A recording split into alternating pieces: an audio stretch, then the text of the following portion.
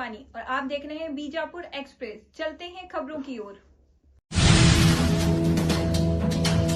ಎದುರಿರ್ತಕ್ಕಂಥ ಮುಂಗಾರು ಅಧಿವೇಶನದಲ್ಲಿ ಇತ್ತೀಚೆಗೆ ವೈದ್ಯಕೀಯ ಶಿಕ್ಷಣ ಸಚಿವರಾಗಿರ್ತಕ್ಕಂಥ ಶರಣಪ್ರಕಾಶ್ ಪಾಟೀಲ್ ಅವರು ರಾಜ್ಯದ 4 ಜಿಲ್ಲೆಗಳಲ್ಲಿ ಸರ್ಕಾರಿ ವೈದ್ಯಕೀಯ ಮಹಾವಿದ್ಯಾಲಯವನ್ನ ಪ್ರಾರಂಭಿಸುತ್ತೆ ತಿಳ್ಕೊಂಡು ಹೇಳಿ ಅಧಿವೇಶನದಲ್ಲಿ ಚರ್ಚೆ ಮಾಡ್ಯಾರ.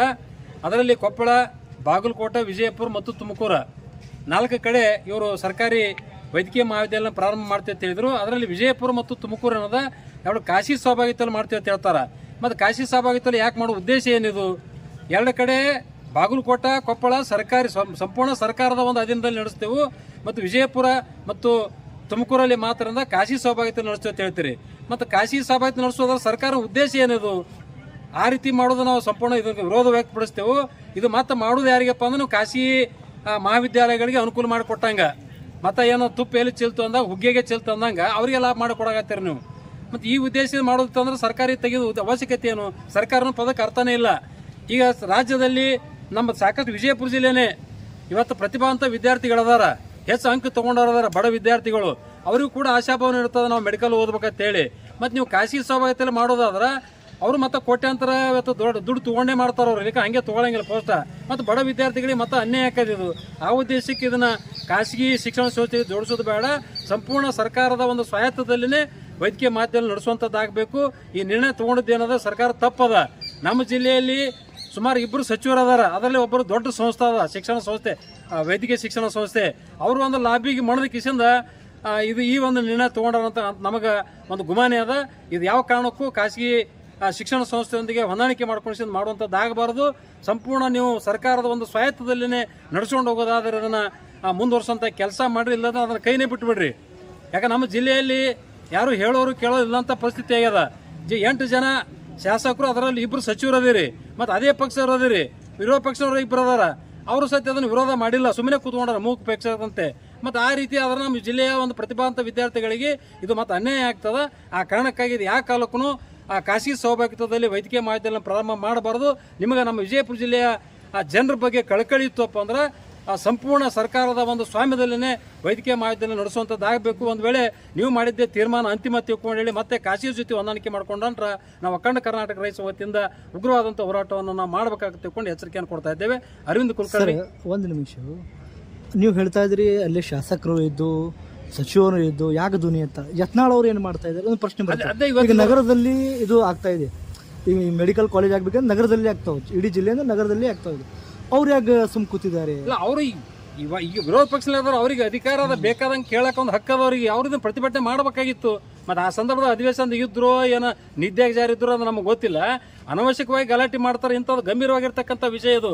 ವಿಜಯಪುರ ಜಿಲ್ಲೆಯಾದ್ಯಂತ ಸಂಪೂರ್ಣ ಮೊದಲಿಂದಲೂ ಒಂದು ಸರ್ಕಾರಿ ವೈದ್ಯಕೀಯ ಮಹಾವಿದ್ಯಾಲಯ ಪ್ರಾರಂಭ ಮಾಡ್ಬೇಕಂತ ತಿಳ್ಕೊಂಡು ಸಾಕಷ್ಟು ಸಂಘಟನೆಗಳು ಇದಕ್ಕೆ ಒತ್ತಾಯ ಮಾಡಿದ್ರು. ಆರು ಒಂದು ಅಧಿವೇಶನದಲ್ಲಿ ಒಂದು ವೈದ್ಯಕೀಯ ಶಿಕ್ಷಣ ಸಚಿವರು ಪ್ರಸ್ತಾಪ ಮಾಡ್ಯಾರ. ಆದ್ರೆ ಇದು ಖಾಸಗಿ ಸಹಭಾಗಿತ್ವದಲ್ಲಿ ಮಾಡ್ತಾರಂತಕ್ಕಂಥದ್ದು ಅದು ಅಧಿವೇಶನದ ಚರ್ಚೆಗೆ ಬಂದಾಗ ವಿರೋಧ ಪಕ್ಷದವರು JDS ಒಬ್ಬರು ಶಾಸಕರು ಅದಾರ, ದೇವರಿಪ್ರಿಯ ಅವರು, ಮತ್ತು BJP ನಗರ ಶಾಸಕರು BJP ಅವರು ಅದಾರ. ಮತ್ತು ಇವರೆಲ್ಲ ವಿರೋಧ ವ್ಯಕ್ತಪಡಿಸಬೇಕಾಗಿತ್ತು. ವಿಜಯಪುರ ಜಿಲ್ಲೆ ಅನ್ಯಾಯ ಮಾಡಕತ್ತೀರಿ. ಒಟ್ಟು ಉಳಿದೇನದ 2 ಕಡೆ ಸಂಪೂರ್ಣ ಸರ್ಕಾರಿ ಸ್ವಾಮ್ಯದ ನಡೆಸ್ತೀರಿ. ಆದ್ರೆ ವಿಜಯಪುರ ಜಿಲ್ಲೆ ಯಾಕೆ ನೀವು ಖಾಸಗಿ ಸಹಭಾಗಿತ್ವ ನಡೆಸ್ತೀರಿ? ಇದು ಆಗಬಾರದು ತಿಳ್ಕೊಂಡು ವಿರೋಧ ವ್ಯಕ್ತಪಡಿಸಬೇಕಾಗಿತ್ತು. ಇದು ಯಾಕೆ ಮಾಡಿದ್ದು ದುರ್ದೈವದ. ಒಟ್ಟಾರೆ ನಮ್ಮ ಜಿಲ್ಲೆಯ ಜನಸಾಮಾನ್ಯ ಒಂದು ದುರ್ದೈವತ ನಾವು ಸದ್ಯ ಹೇಳ್ಬೋದು. ಇಲ್ಲ, ಯಾಕಂದ್ರೆ ಅವ್ರೇನು ಹೊಂದಾಣಿಕೆ ಅದನ್ನು ಒಳಗಿಂದ ಹೊಂದಾಣಿಕೆ ಇದ್ದಲ್ಲಿ ಸುಮ್ ಕೂತಿದ್ದಾರೆ. ಅಲ್ಲ, ಹೊಂದಾಣಿಕೆ ಇರ್ಬೋದು, ಮತ್ತು ಹೊಂದಾಣಿಕೆ ಇದ್ದಲ್ಲಿ ಸುಮ್ಮನೆ ಕೊಡ್ತಾರ ಅವರು. ಯಾಕೆ ಹೊಂದಾಣಿಕೆ ಇರ್ಲಿಕ್ಕಂದ್ರೆ ಅವ್ರು ವಿರೋಧ ವ್ಯಕ್ತಪಡಿಸ್ತಿದ್ರು. ಅವ್ರು ಹೊಂದಾಣಿಕೆ ಮಾಡ್ಕೊಂಡಿಕ್ಕೆ ಈ ಪರಿಸ್ಥಿತಿ ಆಗ್ಯದ. ವಿರೋಧ ಪಕ್ಷ ಅಂದ್ರೆ ಕೇವಲ ಇದು ಹೆಸರಿಗೆ ಮಾತ್ರ ಆಗ್ಯದ. ಆದ್ರೆ ಎಲ್ಲಿ ಅನ್ಯಾಯ ಆಗ್ತದೆ ಅದನ್ನು ಪ್ರತಿಭಟಿಸುವಂಥದ್ದು ವಿರೋಧ ಪಕ್ಷ. ಸಂವಿಧಾನದಲ್ಲಿ ವಿರೋಧ ಪಕ್ಷ ಇಟ್ಟಿದ್ದ ಕಾರಣ ಏನು?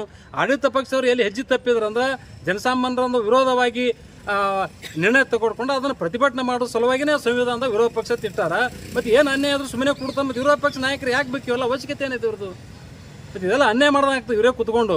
ಅದಕ್ಕೆ ಇದನ್ನು ವಿರೋಧ ವ್ಯಕ್ತಪಡಿಸಿ ಯಾವುದೇ ಕಾರಣಕ್ಕೂ ಖಾಸಗಿ ಸಹಭಾಗಿತ್ವದಲ್ಲಿ ವೈದ್ಯಕೀಯ ಮಹಾವಿದ್ಯಾಲಯವನ್ನು ಆಗಬಾರ್ದು ತಿಳ್ಕೊಂಡೇಳಿ ಇವತ್ತು ವಿರೋಧ ಪಕ್ಷ ಶಾಸಕರು ಕೂಡ ಇದನ್ನು ಧ್ವನಿ ಎತ್ತಬೇಕಂತ ನಾ ಈ ಸಂದರ್ಭದಲ್ಲಿ ಒತ್ತಾಯಪಡಿಸ್ತಾರೆ. ಸರ್, ಇನ್ನೊಂದು ಬಿಜಾಪುರ ಯಾಕೆ PPP ಮಾಡ್ತೇನೆ ಅನ್ನಕತ್ತಾರ ಅವರು? ಬಾಗಲಕೋಟೆ ಮತ್ತು ಗೌರ್ಮೆಂಟ್ ಮಾಡ್ತೇನೆ ಅನ್ನಕತ್ತಾರ. ಬಿಜಾಪುರ ಯಾಕೆ? ಅಲ್ಲಿ ಜನ ಒದೆಯವ್ರು ಅದಾರ. ಇಲ್ಲಿ ಯಾರು ಕೇಳೋರು ಇಲ್ಲ ಜಿಲ್ಲಾದಾಗ. ಇಲ್ಲಿ ಹೆಚ್ಚಿಗೆ ಮಾತ್ರ ಒದಿತಾರೆ, ಹಾಕೊಂಡು ಹೊಡಿತಾರ ಅವ್ರು. ನಮ್ಮ ಜಿಲ್ಲೆಯವರಪ್ಪ ಅಂತಂದ್ರೆ ಸಮಾಧಾನ ಬಂದಿದ್ದು. ಯಾಕಂದ್ರೆ ಶರಣರ ನಾಡು. ಅವ್ರು ಏನು ಯಾಕೆ ಮಾಡೋಲಕ್ಕಪ್ಪ ಅಂದ್ರೆ ಆಕಳ ಸ್ವಭಾವದವ್ರು ಬೇಕಾದ ಮಾಡೋಲಕ್ಕ ಸುಮ್ಮನೆ ಎತ್ಬಿಡ್ದು. ಬೇಕಾದಷ್ಟು ಅನ್ಯಾಯ ಇದ್ರು ಕೂಡ ಇಲ್ಲಿ ಯಾರು ಕೇಳೋಂಗಿಲ್ಲ.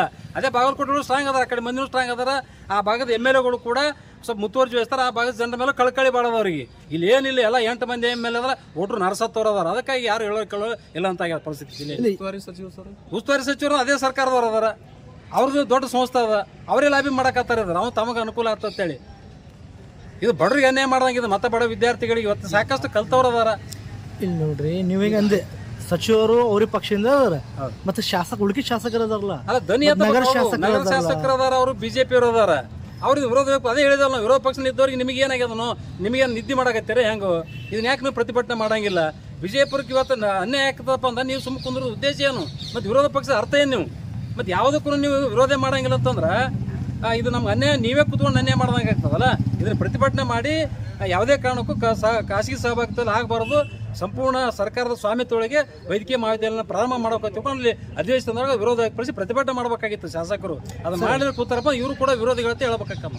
ಸರ್, ಇನ್ನೊಂದು ಇದು PPP ಮತ್ತು ಗೌರ್ಮೆಂಟ್, ಇದ್ರ ಏನು ಡಿಫ್ರೆನ್ಸ್ ಜನರಿಗೆ ಸ್ವಲ್ಪ ಅರ್ಥ ಮಾಡಲ್ಲ.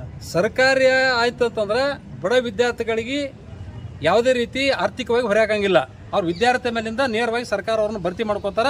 ಹೆಚ್ಚಿಗೆ ಹಣ ಅವರಿಗೆ ಅವಶ್ಯಕತೆ ಬೆಳಂಗಿಲ್ಲ. ಖಾಸಗಿ ಅಂತಂದ್ರೆ ಅವ್ರು ಯಾರು ಹೇಳೋರು ಕೇಳೋಣ, ತಮ್ಮ ಮನಸ್ಸಿಗೆ ಬಂದಂಗೆ ಕೋಟಿ ಇಟ್ಲೆ ಅವ್ರು ಡೊನೇಷನ್ ಕೇಳ್ತಾರ ಅವರು. ಮತ್ತು ಕೋಟಿ ಇಟ್ಲೆ ರೊಕ್ಕ ಕೊಡೋಕೆ ಹೆಂಗೆ ಆಗ್ತದೆ ಪ್ರತಿಭಾವಂತ ವಿದ್ಯಾರ್ಥಿಗಳಿಗೆ? ಆಗಂಗಿಲ್ಲ. ಆ ಕಾರಣಕ್ಕಾಗಿ ಅದನ್ನು ನಾವು ವಿರೋಧ ವ್ಯಕ್ತಪಡಿಸ್ತೇವೆ.